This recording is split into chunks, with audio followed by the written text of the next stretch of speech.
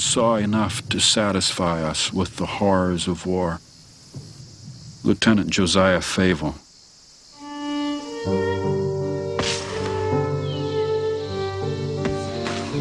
I struggled on, clinging to my gun and cartridge box. Many times I sat down in the mud, determined to go no further, and willing to die and end my misery. But soon a friend would pass and urge me to make another effort, and I would stagger a mile further. At daylight, we could see the spires of Washington, and a welcome sight it was. The loss of the regiment in this disastrous affair was 93 killed, wounded, or missing.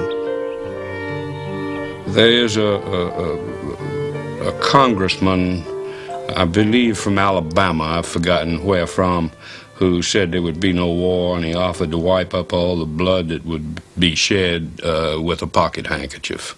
That was his prediction.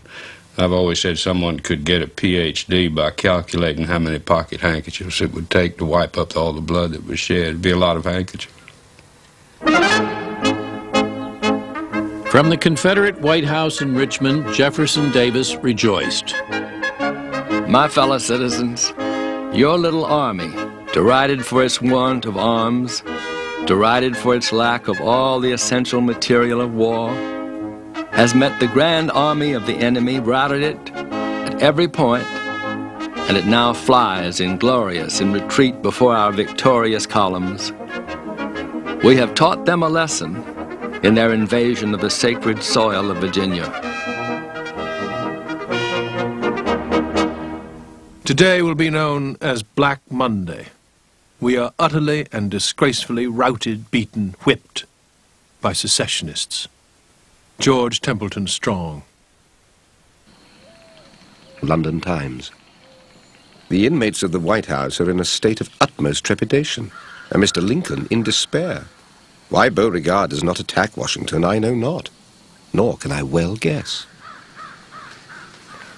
It was remembered as the Great Skedaddle. For days, discouraged troops straggled back into Washington. I saw a steady stream of men, covered with mud, soaked through with rain, who were pouring irregularly up Pennsylvania Avenue toward the Capitol. A dense stream of vapor rose from the multitude. I asked a pale young man who looked exhausted to death whether the whole army had been defeated. That's more than I know, he said. I know I'm going home. I've had enough of fighting to last my lifetime. The North was appalled at the 5,000 casualties. Both sides now knew it would be no 90 days war. 2 days later, canny real estate speculators bought up the battlefield to make a second kind of killing as a tourist attraction.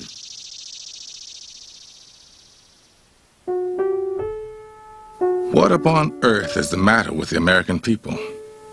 Do they really covet the world's ridicule as well as their own social and political ruin?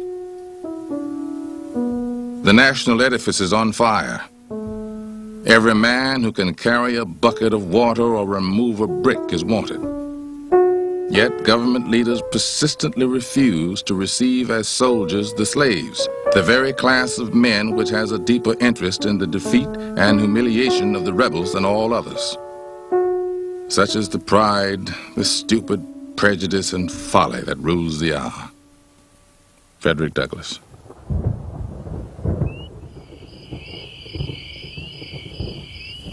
Little did I conceive of the greatness of the defeat, the magnitude of the disaster which it entailed upon the United States. So short-lived has been the American Union that men who saw it rise may live to see it fall. William Russell, London Times.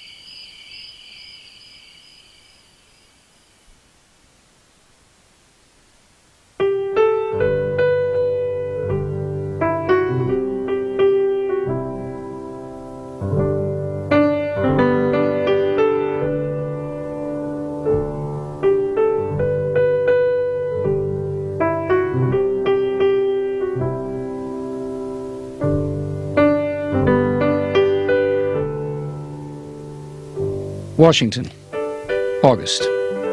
I found no preparations whatever for defense. Not a regiment was properly encamped, not a single avenue or approach guarded. All was chaos, and the streets, hotels, and barrooms were filled with drunken officers and men absent from their regiments without leave. A perfect pandemonium. George McClellan.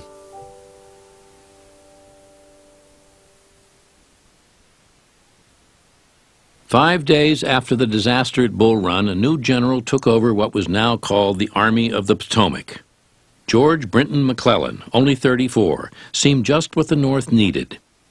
He brought with him to the demoralized capital what one aide called an indescribable air of success.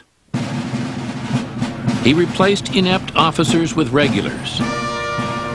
He laid out tidy camps around Washington to accommodate the 10,000 new volunteers arriving each week, drilled them 8 hours a day, and staged grand reviews to boost morale. All the attention was upon the young general with the calm eye, with the satisfied air, who moved around, followed by an immense staff, to the clanking of sabers and the acclamation of the spectators.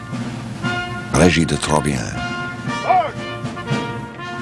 I find myself in a new and strange position here. President, Cabinet, General Scott, and all deferring to me. By some strange piece of magic, I seem to have become the power of the land. I almost think that were I to win some small success now, I could become dictator, or anything else that might please me. But nothing of that kind would please me. Therefore, I won't be a dictator. Admirable self-denial. The newspapers called him Young Napoleon, and he could not help seeing the resemblance himself. But 100,000 untrained volunteers had become an army, McClellan's army. His men, who loved him for having made them proud of themselves, called him Little Mac. His specialty is preparing troops to fight, and he did that superbly. McClellan trained that army. Whatever the Army of the Potomac did in the after years is largely due to the training McClellan gave them in that first year. With Lincoln, McClellan and his staff devised a three-pronged attack on the Confederacy. One army would drive into Virginia and take Richmond. Another would secure Kentucky and Tennessee, then push into the heartland of the Confederacy and occupy Mississippi, Alabama, and Georgia. Meanwhile, the Navy would clear the Mississippi, surround the Confederacy by sea, and choke off supplies. The war would be fought along a 1,000-mile front. That fall, Lincoln elevated McClellan to General-in-Chief, replacing the aging Winfield Scott. "I can do it all," McClellan said. But he did nothing. As summer turned to autumn, it became increasingly clear that having made a magnificent army, George McClellan had no immediate plans to lead it anywhere.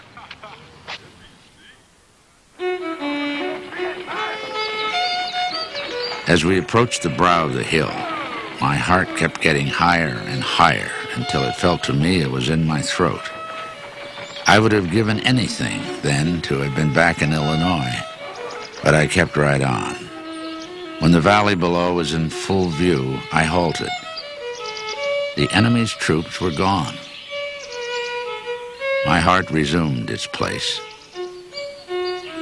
And it occurred to me at once that he had been as much afraid of me as I of him. This was a view of the question I had never taken before, but it was one I never forgot afterwards. General Ulysses S. Grant. In September, Ulysses S. Grant took Paducah, Kentucky, a strategic city at the mouth of the Tennessee. But 2 months later, his undisciplined recruits were almost destroyed, looting a captured rebel camp, instead of preparing for a counterattack.